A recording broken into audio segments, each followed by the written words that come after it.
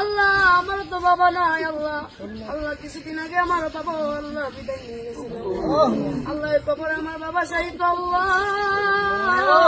দুনিয়ার কোন গুণের কারণে যদি আমার বাবা কবরে আটকা পড়ে থাকে আল্লাহ,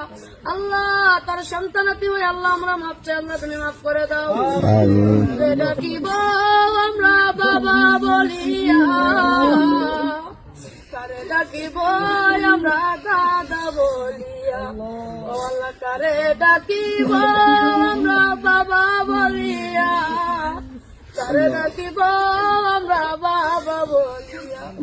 আল্লাহ যেই বাবা নিজেরা পড়ে আমরা পড়াইছে আল্লাহ, আল্লাহ আজকে সেই বাবা অন্ধকার কবরে আল্লাহ,